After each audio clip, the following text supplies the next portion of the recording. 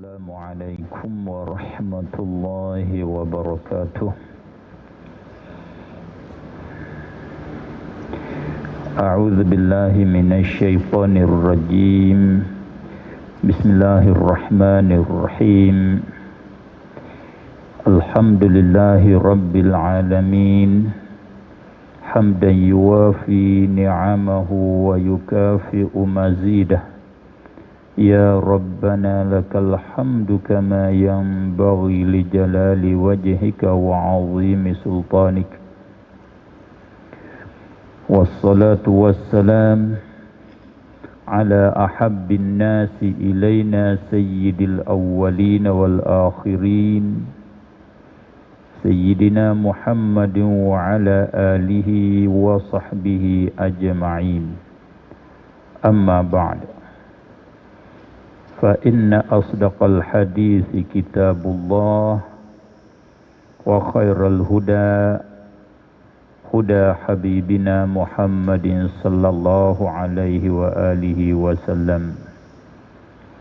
وشر الأمور محدثاتها وكل محدثة بدعة وكل بدعة ضلالة. اللهم إنا نسألك الهدى والتقى والعفاف والغنى. اللهم إنا نسألك رضاك والجنة ونعوذ بك من سخطك والنار. اللهم حبب إلينا الإيمان وزينه في قلوبنا وكره إلينا الكفر والفسوق والعصيان واجعلنا من الراشدين واجعلنا من عبادك الصالحين واجعلنا من المخلصين واجعلنا من الفائزين والمفلحين. آمين يا رب العالمين. Alhamdulillah wa syukrulillah.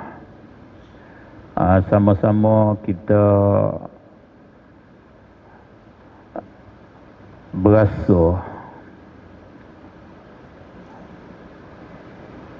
sama-sama kita usaha supaya ada perasaan dalaman kita, kata kita dapat kita milik perkara yang berharga tinggi, yang berharga mahal, iaitu kita milik ajaran yang betul, agama yang betul.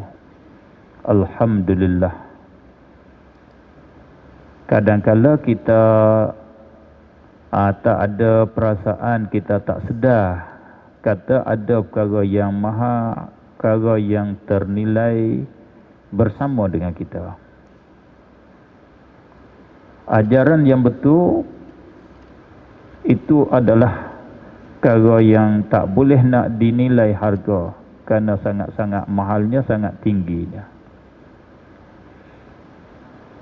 Sebelum daripada saya nak sampaikan sepatah dua kata sebagai nasihat agama yang diberi tajuk kepada saya, tapi Tuan Imam dia tak sebut tajuk lah, senanglah. Dibagi dia tak sebut tu, mana open 360 degree kat, tak ada masalah lah. Boleh nak kona kiri kanan, boleh nak pusing, boleh ke semua. Lebih mudah lah kalau bagi tajuk tu sebagai soalan khusus. Susah sikit nak jawabnya. Cuma sebelum saya nak sampai tu, saya rasa tak sedap rasa sikit, rasa nak demam, tak sihat.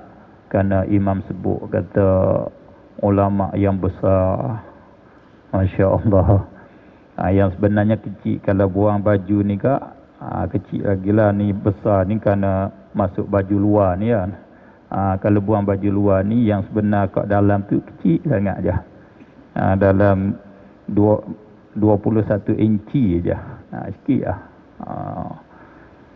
Kalau kata ulama tinggi itu boleh-boleh kira lah 173 inci tingginya. Bukan begitu kecil sangat. Boleh dibilang kata besar tu boleh jadilah nisbah oleh kerana keadaan di hari ni ke semua tu nampak kecil belakang. Bila kecil-kecil, yang besar sedikit daripada kecil tu dikata besar lah. Sebenarnya pengukuran kecil besar ni itu berhajat kepada tali ukur yang sebenar, neraca yang sebenar, barulah boleh kita tahu. Kita tak ada neraca boleh buat ukur. Kita semua bukan neraca untuk ukur kecil besar. Bukan kita milik neraca itu. Neraca dia ada orang yang khusus, iaitu orang yang bagi title kepada Imam Nawawi. Misalnya Imam Nawawi Al-Alim Ar-Rabbani. Kalau orang yang status itu bagi title kata besar, tu besar sungguhlah. Tu kita kena tahu neraca mereka yang dia boleh buat pengukurannya kecil besar. Maka neraca saya sendiri bukan kecil sangat. Walau bagaimanapun untuk nak berkongsi bina di atas hadis Rasulullah sallallahu alaihi wasallam, ad-dinun nasihah, agama adalah nasihat. Berkongsi untuk menyebar agama Allah, mempertahankan agama Allah, itu saja. Sikit sebanyak. Tuan-puan, hadirin hadirat yang dikasihi, yang dirahmati oleh Allah Subhanahu wa taala sekalian, kita miliki agama yang betul, agama yang benar, yang dinama dengan agama Islam. Allah dia akui agama Islam ialah agama yang dia terima, agama yang dia nilai dengan dia kata innad dina indallahil Islam. Sesungguhnya agama di sisi Allah ialah agama Islam sahaja. Agama Islam saja. Agama lain dia tak nilai, dia tidak terbilang di sisi dia. Agama Islam sahaja. Cakap bentuk begitu, Allah cakap bentuk kata inna dina indallahil Islam, dia beri pada memberi arti makna hasar, makna sahaja. Agama Allah, agama di sisi Allah ialah agama Islam sahaja. Alhamdulillah, kita dapat berpegang dengan agama Islam. Berartinya kita dapat berpegang dengan agama yang diakui oleh Allah, yang diterima oleh Allah Subhanahu wa taala. Wa man yabtaghi ghairal islami dinan falan yuqbala minhu. Siapa menututi akan agama lain daripada Islam, ajaran yang lain daripada Islam, maka Allah tak akan terima daripadanya. Allah tak terima sama sekali. Natijah dia wa huwa fil akhirati minal khasirin, dan mereka yang tutup lain pada agama Islam itu dia tergulung di dalam perhimpunan jumlah orang-orang yang rugi. Orang yang rugi, orang yang tak buntung. Wal'iyadzabillah. Oleh itu kita sudah dapat dengan percuma anugerah hadiah daripada Allah Subhanahu wa taala, perkara yang maha ini sama-sama kita jaga, sama-sama kita sampaikan kepada yang lain sekadar mampu kita, sekadar kuasa kita. Maka bila dah kita milik barang, benda-benda, perkara-perkara yang harga mahal, memang sekalilah seteru kita. Orang-orang yang tak milik ni, dia berdengki, dia usaha untuk nak ambil untuk nak menghilangkan daripada kita. Itu dikatakan fitnah, nama dia fitnah. Satu daripada fitnah, fitnah untuk menghilangkan agama, untuk menghancurkan agama yang kita milik. Maka bukan kata fitnah ini di akhir zaman saja. Fitnahnya setiap masa orang bawa agama, dia kena fitnah. Kerana maklum dia milik barang harga mahal. Bila barang harga mahal ni semua orang nak curi ambil, nak menghilangkan. Contohnya, bukti yang besarnya, kita maklum Ashabul Kahfi, pemuda ahli gua, bukan? Dia fitnah agama. Dia melarikan diri dia dengan kerana nak jaga agama dia daripada tekanan pemerintah, tekanan dia mengaku dia tu Tuhan lain pada Allah, suruh sembah dia, suruh taat pada dia, tu ajaran sesat dia. Maka pemuda yang tersebut tak boleh, ini adalah fitnah di dalam agama. Dia buat lari diri, melari kuat dia, buat keputusan, lari diri masuk di dalam gua. Bila dia masuk di dalam gua, Allah mematikan dia sampai pada masa 300 tahun dia. Kemudian Allah menghidup kembali sebagai nak jadi tanda kekuasaan Allah Subhanahu wa taala. Itu apa? Fitnah agama, bukan di hari ini saja. Oleh itu, di hari ini masih ada fitnah agama. Bahkan fitnah yang terkama dia lebih dahsyat, lebih kuat. Habis satu fitnah, datanya fitnah yang kedua, lebih kuat lagi sehingga berlakunya kiamat. Maka untuk kita nak jaga fitnah ni macam mana? Itu salah satu daripada perkara yang penting, perkara yang besar di dalam hidup kita. Kita nak jaga fitnah agama. Fitnah hak lain tu tak ada problem sangat, kerana dia tak ada hubung kait dengan apa beruntungnya, berjayanya, labanya kita. Ia tak hubung kait untung, berjaya, laba kita. Fitnah yang lain, fitnah pada anak meninggal, rasa fitnah dah. Mati, rasa besar di sisi kita, tak susah. Isteri ada lagi, usahalah tambah boleh. Kalau isteri tak kuasa, mana tak mampu nak beranak, tambah isteri pula. Tak payah, tak ada masalah, tak ada problem nisbah dengan kita. Sebelah isteri ada problem, tak ada masalah. Kalau mati isteri, satu fitnah, kita boleh kahwin lain. Katakanlah suami mati, apa-apa boleh kahwin lain. Fitnah harta, hilang harta, tak hubung kait dengan beruntung, berjaya kita. Yang hubung kait beruntung dan berjaya, iaitu fitnah pada agama.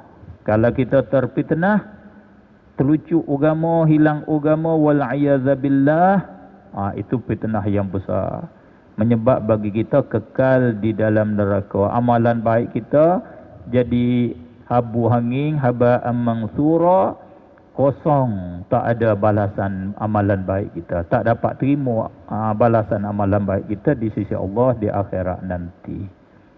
Sebab itulah salah satu daripada doa yang diajar, doa maksur, Rasulullah ajar suruh kita doa, wala taj'al musibatana fi dinina, jangan engkau jadikan bala fitnah kami ini pada agama kami. Dia khusus dengan minta dengan Allah, pohon restu dari Allah supaya Allah jaga jangan bagi kena fitnah di dalam masalah agama, hubung kait dengan masalah agama. Adapun dunia tak ada masalah, tak ada masalah. Sebab apa? Sebab dia untung tu dia berhubung kait dengan agama. Maka macam mana kita nak jaga fitnah di masa banyak dengan fitnah ini. Atau tajuk yang diberinya sebagai soalan untuk saya jawab malam ni. Maka saya nak jawabnya ikut pandangan saya, jawapan yang saya faham, tidak hubung kait dengan sumber rajakan mana-mana. Saya rasanya jawapan saya ni tak ada para penonton ni untuk nak komen, nak bagi markah. Sebab yang memeriksakan saya tu dia tak kuasa nak bagi markah. Dia kena profesor lah baru boleh bagi markah. Oleh itu jawab macam mana pun rasanya dapat markah tinggi semuanya. Rasanya begitulah. Mudah-mudahan jawapan saya ni ada faedah, ada untung bagi kita lah. Harap begitu. Harap Allah menjadikan bekalan ataupun jadi wasilah, jadi tangga bagi kita sampai kepada rahmat Allah, sampai kepada keredaan Allah, sampai kepada syurga yang disedia oleh Allah. Amin ya rabbal alamin. Maka saya bila soalan ni tujukan, saya tengok kepada nak cari jawapan dia, saya tengok kepada ayat-ayat Al-Quran, hukum-hukum Allah. Maka dapati bahwasanya jawapan dia berada di dalam perkataan ataupun hukum Allah ke atas manusia dengan kata beruntung. Saya tengok kat situlah. Siapakah yang Allah hukum kata orang yang beruntung, orang yang beruntung, orang yang bertuah, mereka yang bernasib baik. Maka nak jaga tak jadi untung, tak bertuah seorang kalau dia terfitnah pada agama dia. Kalau agama dia kena fitnah, maka orang ni tak masuk di dalam orang beruntung. Bila kata orang beruntung, artinya agama dia terkawal, agama dia terjaga. Bila kita baca ayat-ayat Al-Quran, kita dapati Allah hukum orang-orang yang beruntung tu dengan beberapa sifat. Wa ulaika humul muflihun, qad aflahal mu'minun, ulaika humul faizun. Ambil hujung ayat dah. Siapa nak tahu siapa tu, tengok di awal ayat dia. Awal dia nak boleh Allah hukum kata ulaika, mereka tersebut, hum, mereka sahajalah al-muflihun, yang beruntung. Ulaika, mereka lah humul faizun, yang bernasib baik, yang dapat kemenangan. Surah Al-Mu'minun saja Allah sebut di awal kata qad aflahal mu'minun, sungguhnya beruntung orang-orang yang beriman. Dengan secara kesimpulannya, yang membawa untung kepada seseorang satunya iman. Iman. Apa iman? Iaitu terima dengan ketuhanan Allah, dan kita terima dengan kerasulan Nabi Muhammad sallallahu alaihi wasallam. Itu pokok iman. Orang-orang yang terima ketuhanan Allah, terima kerasulan Nabi Muhammad, ketuhanan Allah itu bukan terima ketuhanan Allah dengan bentuk kata aku percaya aku terima Allah sebagai Tuhan Rabbul Alamin, itu tak cukup lagi, tak sempurna iman lagi. Sebab ada setengah-setengah kufar dia beriman begitu. Dengan sebab demikian jadi syubhah di dalam masalah agama, jadi fitnah di dalam agama.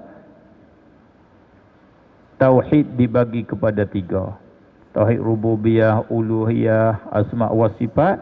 Oleh kerana ada sebahagian daripada kufar dia mengaku dengan ketuhanan Allah. Tetapi bila nak jadi fitnah dalam agama, tersalahnya, silapnya,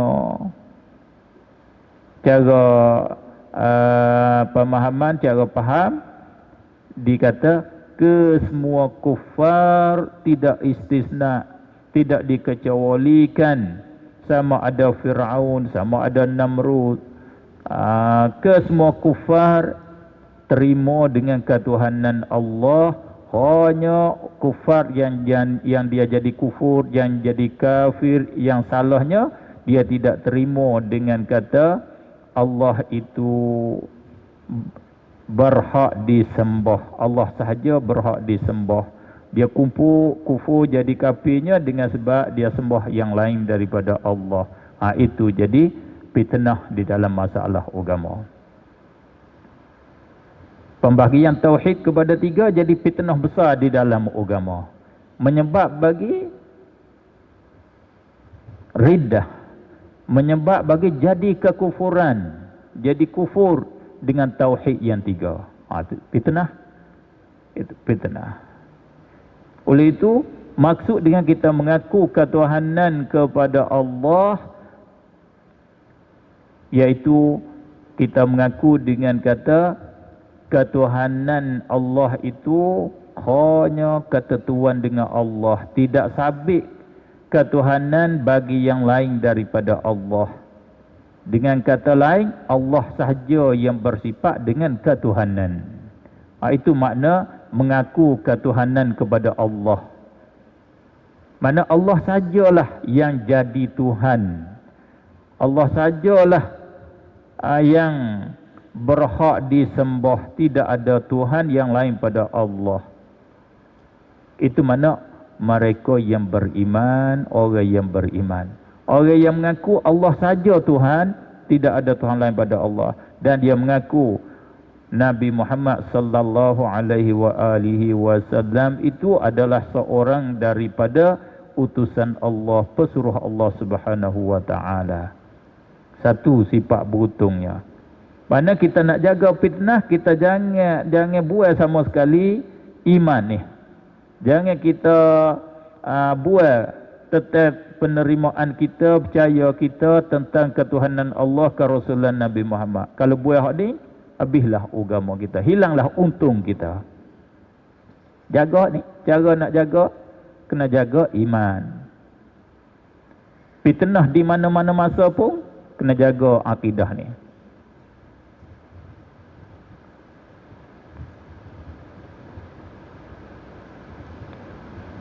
Dan orang yang Allah hukum dengan beruntung juga, Allah kata orang yang bertakwa, ya ayyuhallazina amanu taqullaha, wahai orang yang beriman, hendaklah kamu takwa kepada Allah. Wal tanzur nafsum ma qaddamat lighada wattaqullah. Orang yang takwa kepada Allah, orang yang fikir dia atur untuk esok hari, untuk hari akhirat. Gerak geri dia atur macam mana untuk dia nak terus ke akhirat, kena buat apa, kena kerja apa. Ini orang al-faizun. Orang ni Allah kata, orang ashabul jannah, la yastawi ashabun nar wa ashabul jannah, ashabul jannati humul faizun. Orang ahli syurga, orang yang beruntung. Orang yang takwa kepada Allah, orang yang nazar pandangnya dia untuk untuk ghadak, untuk besok hari, untuk hari akhirat.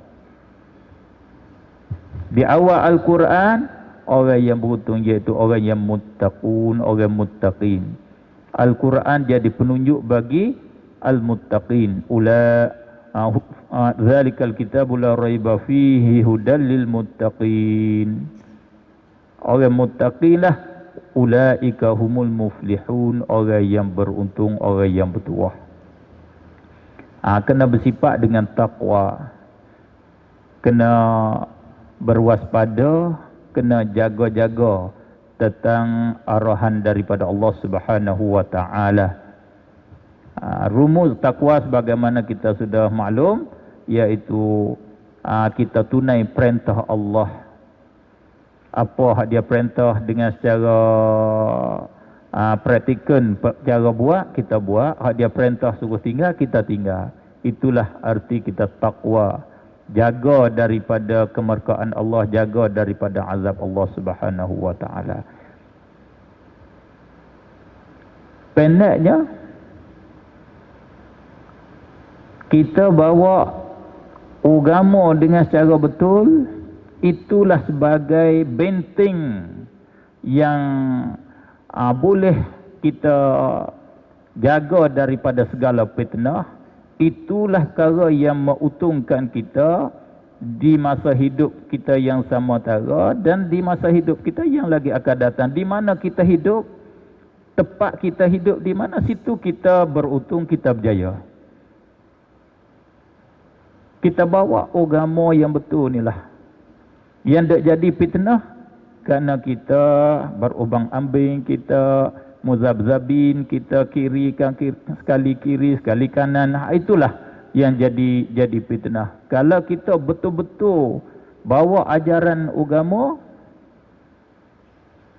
insya-Allah memang Allah jaga kita. Kita terjaga, terkawal. Karena kita maklum kata agama ni apa dia. Kalau kita faham, kita belajar dah, kita tahulah agama. Cuba kita rumuskan makna agama, hakikat agama, definisi agama. Definisi agama dengan secara rumus, dengan secara himpun ijmal, iaitu sistem, satu aplikasi. Betul tak tahu saya sebut tu, saya pun tak pandai juga sebut bahasa Mak Saleh ni, tak pandai belajar sebut ya, nak lidah tu keluar ya. Satu sistem, satu aplikasi yang siapa-siapa pakai sistem ni ataupun sistem ini yang membawa kebahagiaan, membawa kejayaan kepada mereka yang beramal dengan dia. Siapa menganut dan beramal dengan sistem ni, berjayalah. Itu hakikat agama. Sistem yang membawa kejayaan di mana saja penganut dia berada, dan sistem mengawalkan penganut dia daripada kesesatan. Itu hakikat agama. Ataupun teori. Hakikat agama sungguh bukan teori. Ya, tiap-tiap teori yang nak bawa ummah, nak bawa masyarakat. Teori itu tentulah, teori itu dia mengandungi dua. Untuk kebahagiaan pengikut dia dan untuk nak jaga pengikut dia daripada celaka, daripada sesak, daripada rendahnya. Itu asal. Kesemua teori di atas dunia untuk ke arah itulah. Tetapi manusia, Allah menjadikan makhluk yang dhaif. Maklum, tak sampai. Tak boleh nak cari sistem, nak buat sistem yang lengkap, yang boleh nak jaga, boleh nak kawal ke semua, tak boleh. Sebab tu yang lebih sempurna, yang sempurnanya sistem yang disusung oleh Allah Subhanahu wa taala, yang disampaikan oleh kekasih Allah, oleh kekasih kita Nabi Muhammad sallallahu alaihi wasallam. Oleh itu kita berpegang teguhlah dengan ajaran Rasulullah sallallahu alaihi wasallam, insya-Allah taala kita selamat daripada fitnah di mana saja kita hidup, kita selamat pada fitnah dan kita berjaya di mana saja tempat kita hidup. Sebab tu Rasulullah sallallahu alaihi wasallam kata, "Man ya'ish minkum ba'di fa sayara ikhtilafan katsira, fa 'alaikum bi sunnati wa sunnatil khulafa'ir rasyidin al-mahdiyyin min ba'di." Siapa yang hidup daripada kalangan kamu selepas daripada aku, kamu akan dapat melihat, kamu boleh nampak perselisihan yang banyak, arus yang banyak. Orang ni arus dia ke sini, orang ni arus dia ke sini, banyak arus dia. Untuk nak jaga, itu nama fitnah. Semua fitnah agama ni bukan baru muncul di masa kita. Selepas pada wafat Rasulullah, selalu dah fitnah berturut-turut, bertalu-talu sampai kepada masa kita. Macam mana? Tu kan? Boleh lagi.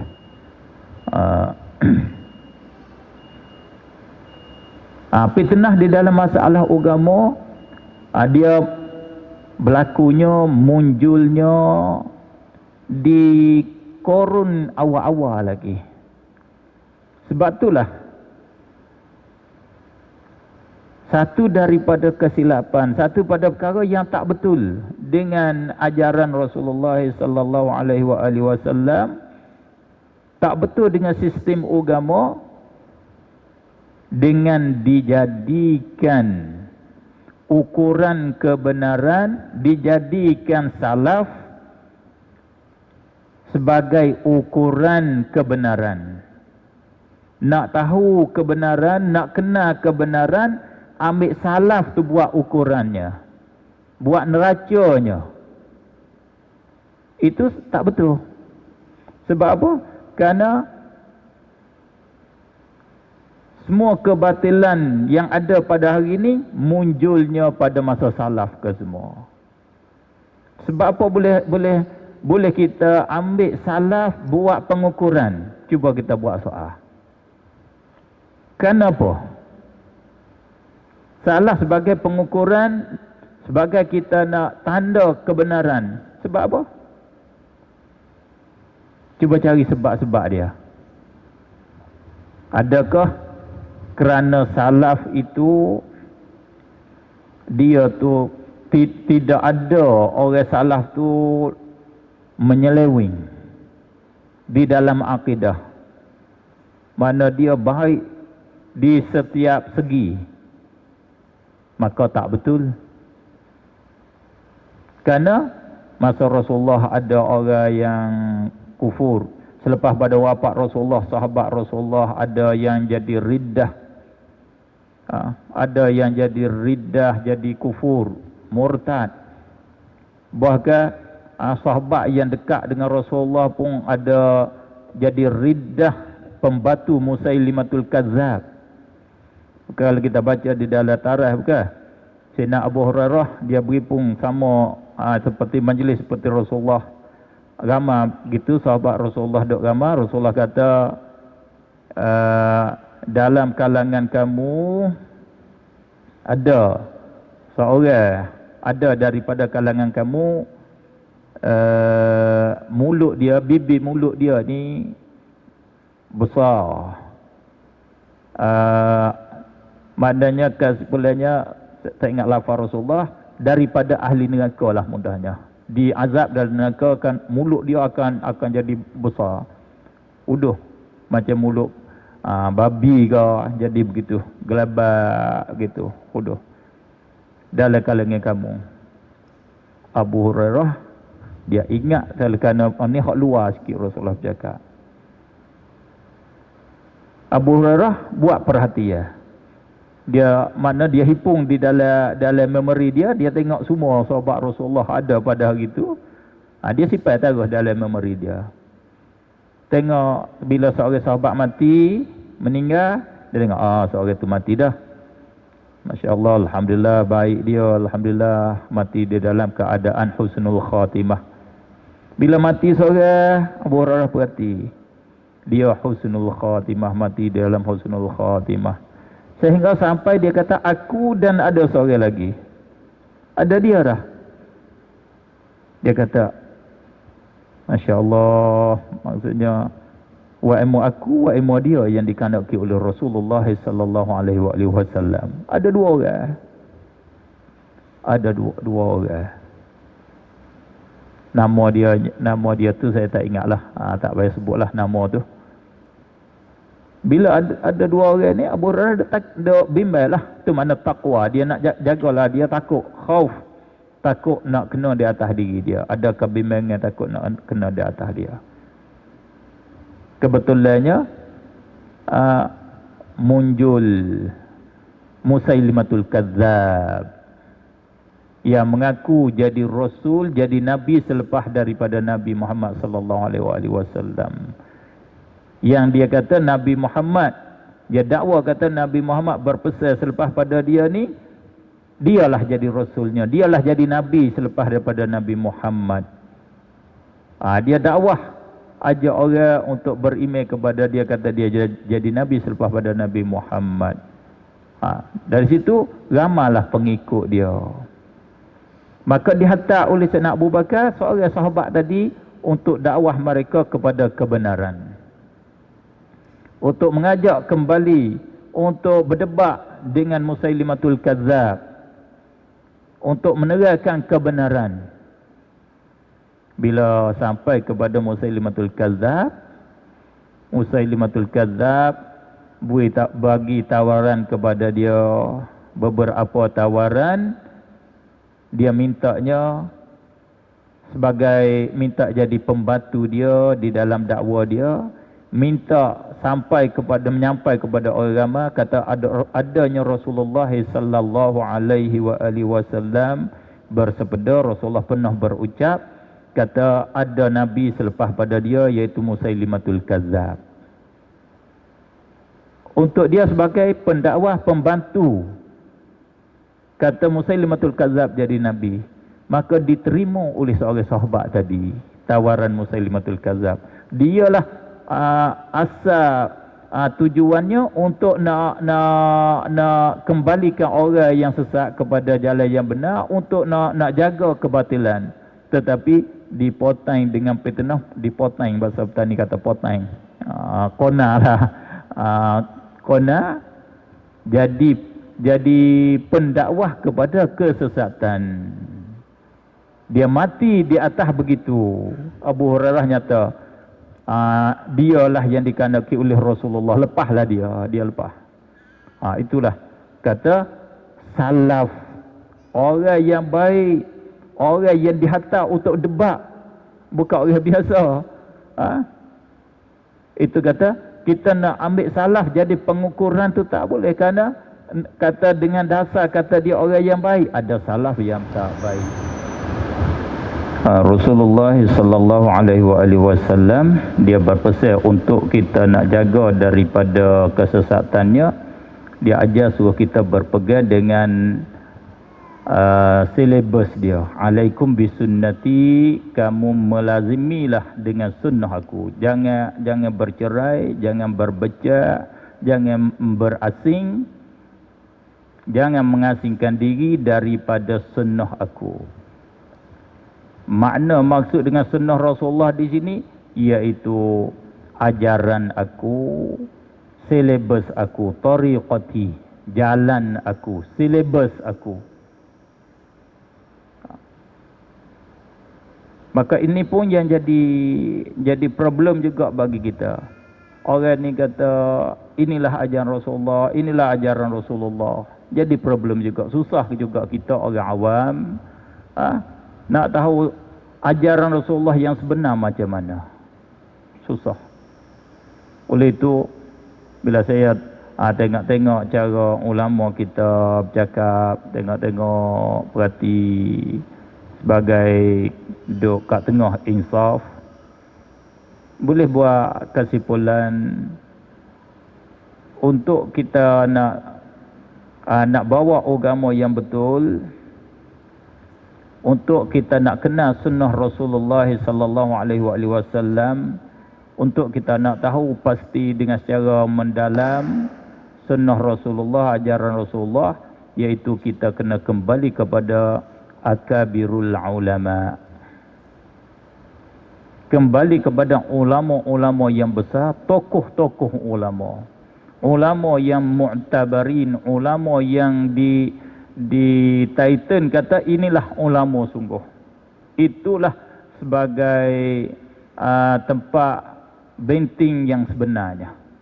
Yang lain tu sebagai bilang sebut saja ya, turut Al-Quran, itu sebut saja. Kita nak kembali kepada dia tak ada di dalam kemampuan kita.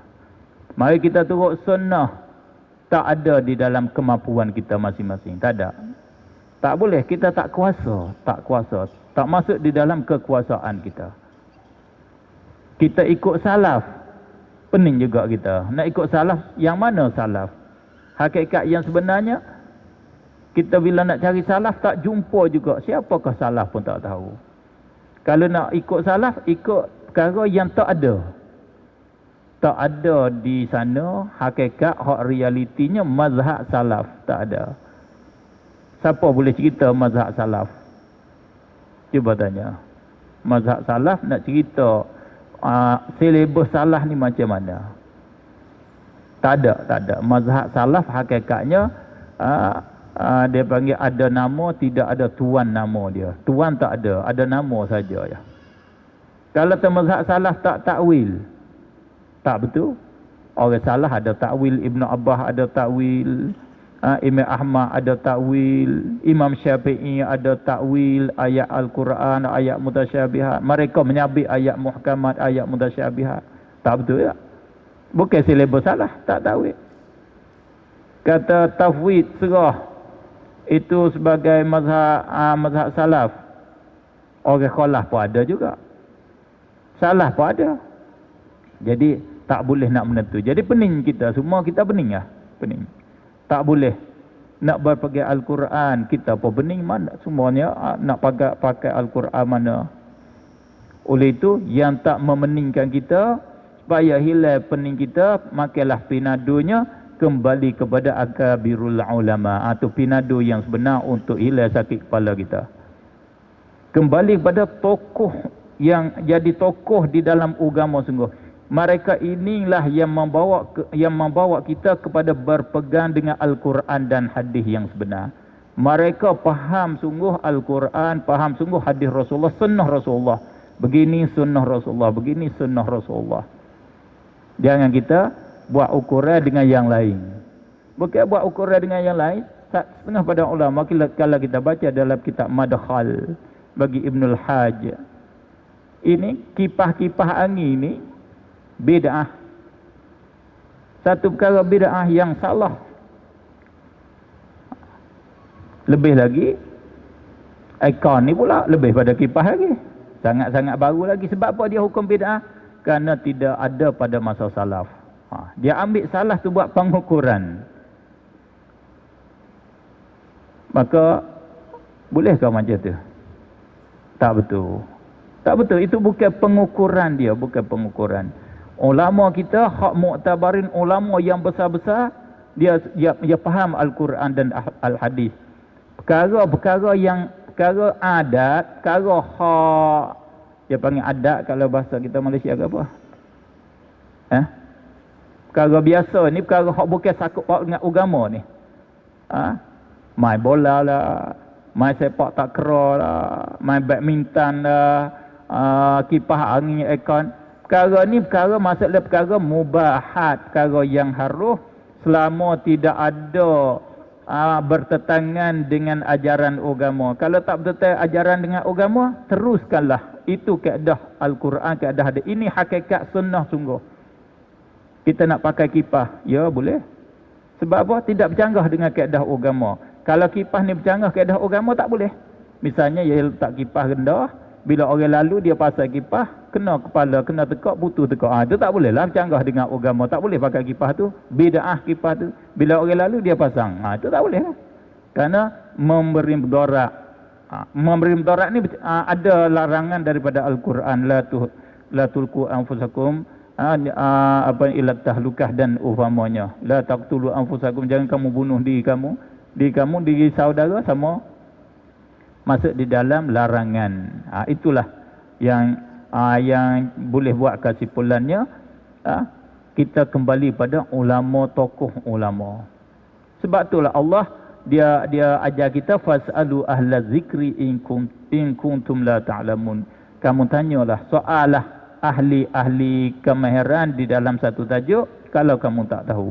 Tanya orang yang pandai. Orang pandai inilah nama ulama mu'tabarin, ulama yang besar-besar. Peringkat mujtahidin, Imam Syafi'i kita tetap tu sebagai tokoh ulama yang boleh kita ikut dia, tidak ada khilaf. Imam Nawawi sebagai tokoh ulama dalam mazhab kita, tak khilaf dah, kita boleh turut pandangan dia, pendapat dia. Itulah hakikat yang sebenarnya untuk kita nak jaga di fitnah akhir masa, baik lelaki dan perempuan. Maknanya berpegang teguh dengan ajaran agama, kerana ajaran agama ajaran yang cukup dua perkara yang besar. Satunya membawa untung kepada kita, yang kedua jadi benteng daripada bahaya. Itu ajaran agama. Maka soalannya khusus kata perempuan nak jaga macam mana dengan fitnah di akhir zaman. Sama-sama saja. Di dalam agama dia tidak beza antara lelaki dengan perempuan. Jaga dia sama. Cumanya orang perempuan itu dia membuat fitnah pula kepada yang lain. Nak jaga tu lah. Dia fitnah dia perempuan. Dia apa? Dia membukakan aurat. Dia cakap, dia buat bagi menarik perhatian. Buat orang lelaki ni rasa nak setuh dia. Itu ya fitnah dia. Jaga yang itu, habis selamatlah. Sebab tu di dalam Al-Quran larang orang perempuan bercakap dengan suara lunak, suara lembut, suara buat menarik. Orang perempuan bila nak cakap dengan lelaki ajnabi, jangan cakap dengan cara menarik, dengan cakap lembut. Abang nak gimana tu? Itu jangan. Cakap dengan biasa ataupun dengan huduh sikitlah. Abang mana? Kena cakap macam tu. Nak jaga cakap begitulah. Betul lagi. Bapa, marilah. Nak balik bila? Tegar macam tu. Balik cepat-cepat. Saya beci hamak-hamak balik. Begitulah lebih kurangnya. Baru tak jadi fitnah. Ni tak, bila cakap dengan abang kat rumah dia, cakap macam lain. Cakap dengan abang kat tengah jalan, cakap macam lain. Tu jadi fitnah. Akhir-akhirnya, habis rutuh rumah. Rumah abang dia pun rutuh. Rumah abang seorang lagi pun rutuh juga. Rutuh habis. Itu jadi fitnah je. Maka, untuk nak jadi benteng kita juganya, salah satu pada yang sudah berjaya daripada para sahabat dan orang-orang alim kita, dia benteng selain daripada dia meneguhkan agama dia dengan taat mengerjakan arahan Allah, dia beramal juga dengan pesanan, dengan hadis qudsi, iaitu dia mengusahakan diri dia supaya dia dekat dengan Allah Subhanahu wa taala dengan membanyakkan mengerjakan yang sunat, dengan membanyakkan zikrullah dan upamanya. Wala yazalu 'abdi yataqarrabu ilayya bin nawafil hatta uhibbah fa idza kuntu ahbabtuhu kuntu sam'ahu allazi yasma'u bih. Sentiasa hamba-Ku dia berdaping diri dengan aku, masuk dekat, nak aku kasih pada dia. Masuk dekat dengan aku sampai kepada peringkat aku kasih kepada dia. Mana kita kena membanyakkan yang sunat-sunat. Jangan kita buat qada hak fardu. Bila kita kerja hak sunat, kita sampai pada peringkat Allah kasih, kita jadi waliullah. Allah kasih. Waliullah ni bukan mesti karamah. Bukan mesti boleh terbang, bukan mesti boleh berjalan di atas air, baru panggil waliullah. Bukan begitu, tak pasti begitu. Bila kita jaga hurumatillah, kita jaga kayangan-kayangan Allah, dan kita banyakkan zikir, kita banyak kerja sunat, kita masuk di dalam jumlah awliya Allah. Orang yang takut pada Allah Subhanahu Wa Taala, orang jadi waliullah. Dia jadi waliullah, Allah jaga kita. Jaga kita. Lepas tu, amalan-amalan yang diajar, zikir-zikir nabawiyah, wirid-wirid daripada Rasulullah, kita amallah yang itu. Salah satu daripada yang boleh kita ambil hak sudah masak, sudah disusun dahnya, bagi saya nya satu padanya Wirdul Latif. Al-Wirdul Latif yang disusun oleh Habib Abdullah Haddad. Itu salah satu padan cukup bagi kita. Kalau kita nak ambil nak buat zikir harian kita pagi dan petang, amalah dengan Wirdul Latif. Cukup dengan kelebihan dunia, kelebihan akhirat, semua ada kat situ kat semua.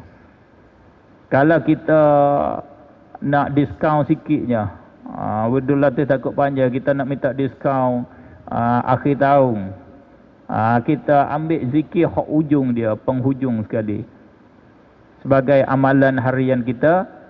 Subhanallahi wa bihamdih adada khalqih wa ridha nafsih wa zinata arshih wa midada kalimatih. 3 kali. Subhanallahil azim wa bihamdih adada khalqih wa ridha nafsih wa zinata arshih wa midada kalimatih.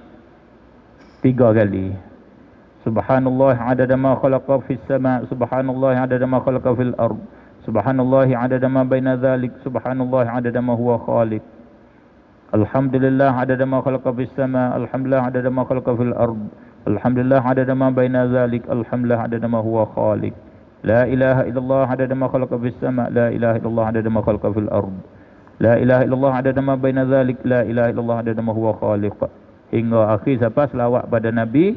Allahumma salli wa sallim ala sayyidina Muhammadin miftahi babi rahmatillah adada ma fi ilmillah, salatan wa salaman daimaini bidawami mulkillah wa ala alihi wa sahbihi adada kulli zarratin alfa marrah. 3 kali. Pakai masa adalah 2 minit atau 1 minit, lebih-lebih 2 minit lah mudah-mudahnya. Tinggi di tak lebih pada 5 minit. Itu sebagai kita, untuk sebagai jadi kita seorang yang zikir yang banyak, dengan pakai masa, guna masa yang sedikit.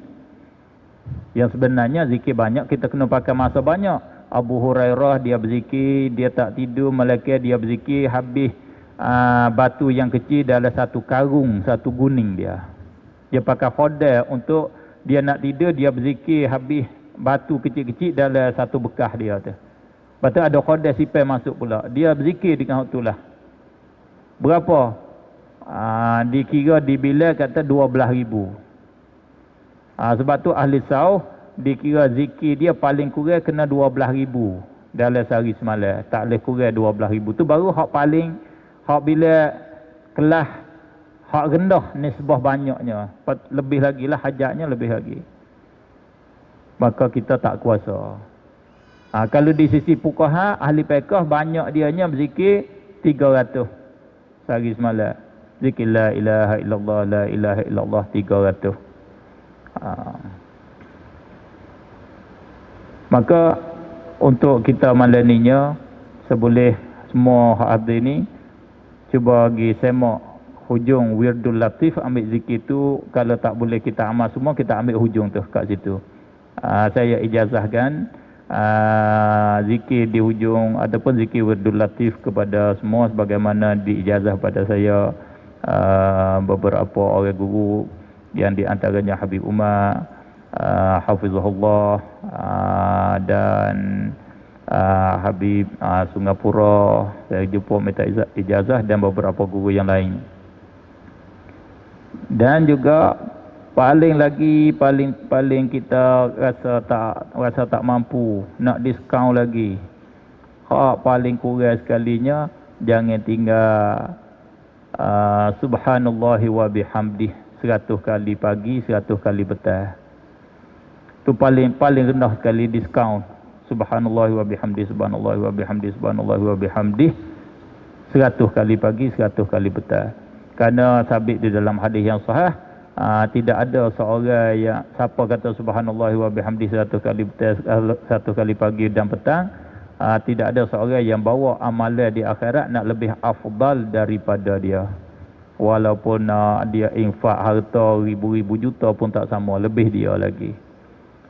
Amalan yang banyak pahala, bila banyak tu dia ganjaran dia jadi benteng bagi kita. Benteng bagi kita.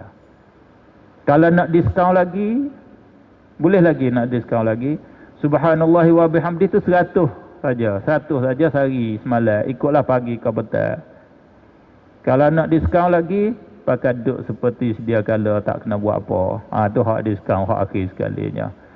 Mudah-mudahan Allah taufikkan kita semua, dapat kita mendapingkan diri dengan Allah Subhanahu wa taala. Mudah-mudahan Allah Subhanahu wa taala jaga kita daripada fitnah dunia dan fitnah akhirat. Sama kita doa mohon dengan Allah di akhir semaya kita yang Rasulullah ajar, iza tasyahhada ahadukum, bila sudah baca tasyahud, baca tahiyat akhir oleh seorang kamu, falyata'awwadz min arba', hendaklah seorang kamu tu minta berlindung daripada 4 perkara. Ini setengah daripada benteng nak jaga fitnah akhir zaman. Akhir semaya belum daripada kita nak salam, kita bacalah Allahumma inni a'udzubika min azabi jahannam wa min azabil qabr wa min fitnatil mahya wal mamat wa min syarri fitnatil masihid dajjal. 4 perkara ni Rasulullah pastikan kita kena baca 4 ni. Minta berlindung daripada 4 perkara ni. Sehingga setengah ulama kata, kalau tidak ada hadis kata wal yakhtar masya'a ni, kalau Rasulullah tak suruh pilih hak mana-mana, ulama kita kata hak ni wajib baca, jadi satu wajib di dalam tahiyat. Cuma ada di dalam hadis yang lain Rasulullah suruh kita pilih. Nak doa ke, nak doa lain ke, tak pasti doa tu. Sebab tu hak jadi wajibnya setakat Allahumma salli ala Muhammad wa ala ali Muhammad. Walau bagaimanapun doa kita dengan Allah, hubungan kita dengan Allah, minta dengan Allah tu sangat-sangat penting. Subhanallahi wa bihamdih 100 kali sehari. Pada doa kita, Allahumma inni a'udzubika min azabi jahannam wa min azabil qabri wa min fitnatil mahya wal mamat wa min syarri fitnatil masihid dajjal. InsyaAllah ta'ala Allah kabul doa kita, kita terpelihara. Alhamdulillahi rabbil alamin. Allahumma salli ala sayyidina Muhammad wa ala alihi wa sahbihi wa barik wa sallim tasliman katsiran bi rahmatika ya arhamar rahimin. Allahumma inna zalamna anfusana zulman katsiran kabira wa la yaghfiru dzunuba illa anta faghfir lana dzunubana maghfiratan min 'indik warhamna innaka antal ghafurur rahim. Allahumma inna nas'aluka ridhaka wal jannah wa na'udzubika min sakhatika wan nar. Allahumma inna nas'aluka min khairi ma sa'alaka minhu 'abduka wa rasuluka sayyiduna Muhammadun sallallahu alaihi wa sallam wa na'udzubika min syarri ma sta'adzaka minhu 'abduka wa rasuluka sayyiduna Muhammadun sallallahu alaihi wa sallam. Allahumma inna nas'aluka minal khairi kullih ajilihi wa ajilihi ma 'alimna minhu wa ma lam na'lam wa na'udzubika minasy syarri kullih ajilihi wa ajilihi ma 'alimna minhu wa ma lam na'lam. Allahumma inna na'udzubika min 'azabi jahannam wa min 'azabil qabr wa min fitnatil mahya wal mamat wa min syarri fitnatil masihid dajjal. Allahumma qsim lana min khasyatika ma tahulu bihi bainana wa baina ma'asik wa min ta'atika ma tuballighuna bihi rahmatak wa min al-yaqini ma tuhawwinu alaina masa'ibad dunya. Allahumma matti'na bi asma'ina wa absarina wa quwwatina ma ahyaytana waj'alhu al-waritha minna waj'al tha'rana 'ala man zalamana wa la taj'al musibatana fi dinina wa la taj'alid dunya akbar hammina wa la mablagha 'ilmina wa la tusallit 'alaina man la yarhamuna bi rahmatika ya arhamar rahimin. Rabbana la tuzigh qulubana ba'da idh hadaytana wa hab lana min ladunka rahmah innaka antal wahhab.